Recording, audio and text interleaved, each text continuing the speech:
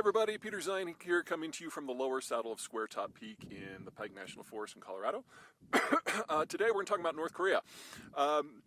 There has been an interesting incident in that an army guy by the name of Travis King has defected in North Korea. As a rule, people who defect to North Korea get tortured horribly, so why he did it, no one really knows. I don't have any theories on that. What I can do is kind of give you an overall update on where things are with North Korea. Anyone who tells you that they're 100% sure what's going on in the country is lying to you, because everybody's spies have been killed, including the Chinese. And probably the single biggest misconception in the United States is that this is a client state of China, and it is not. It's probably safe to say that the North Koreans actually hate the Chinese more than anyone else.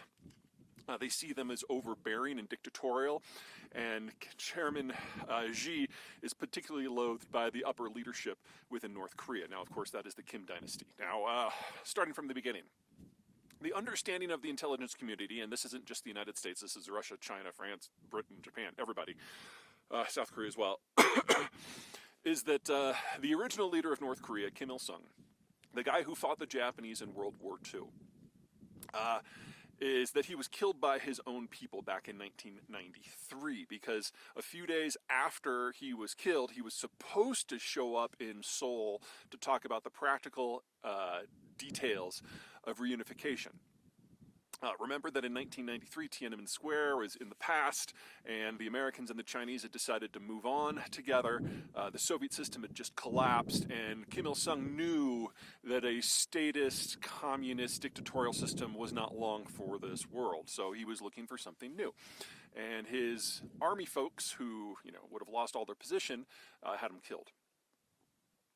Kim Jong-il is the second leader. That was the son of Kim Il-sung. He was the crazy guy with the glasses.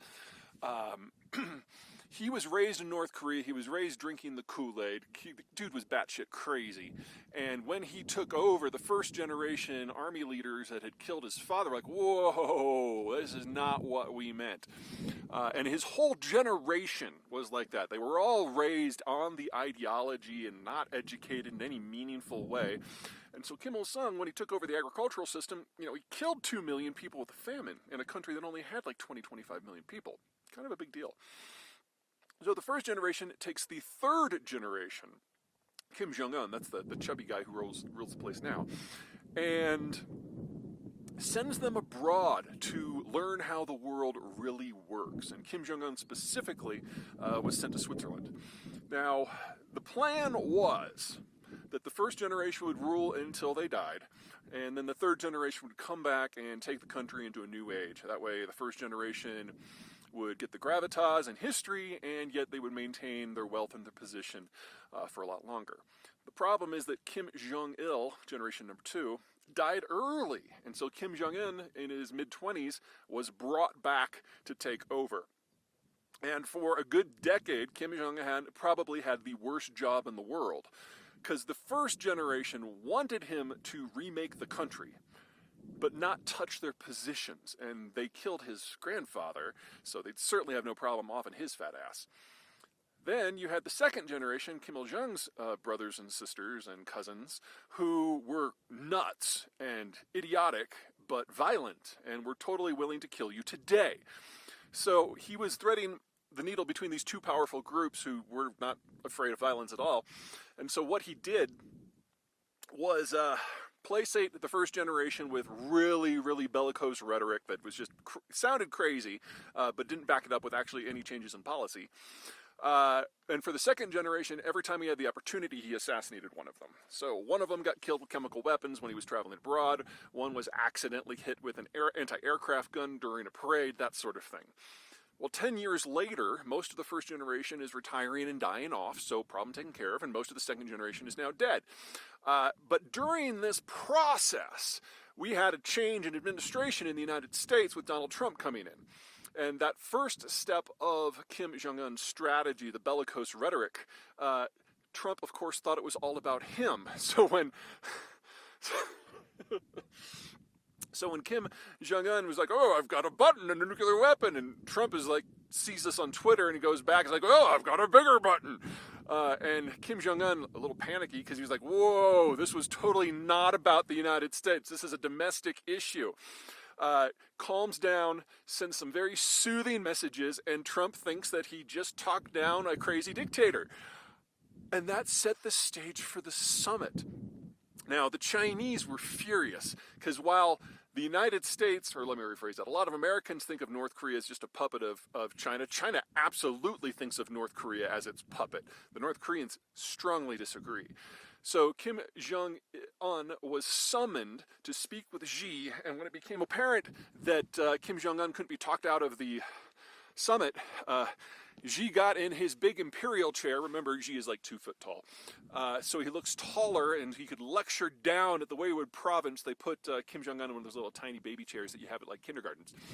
And they played that for state propaganda, and the Chinese ate it up. And Kim Jong-un was furious, so when he got back into his train and was going home, he was like, we're never talking to these bastards again. Call Trump, tell him the summit's on. And then it happened.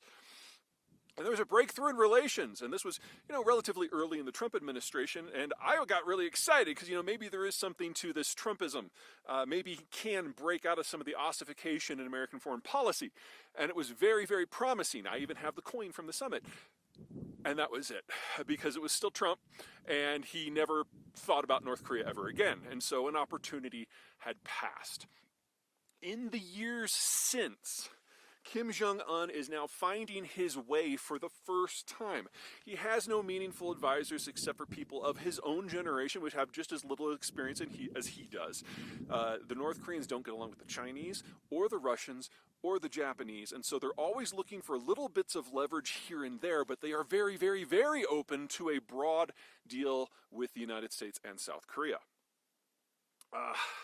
And that's where we are right now, and Travis King just kind of rolled right into that. So it may be interesting. The North Koreans may find Travis King's presence an interesting little bit of leverage to open negotiations. I wouldn't count on it, but I wouldn't rule it out. This is still the Hermit Kingdom. We have a new generation. The oldest members of the third generation are in their early 30s now, and they're only now starting to figure out what it means to run a country. So a lot of the rules and stipulations that hold for normal countries just don't apply here because there's no institutional knowledge. The second generation was skipped completely, and the first generation realized that they were living in the past, and so have handed the reins over to the third generation. We just don't know what that means yet. All right, that's it from me. Take care.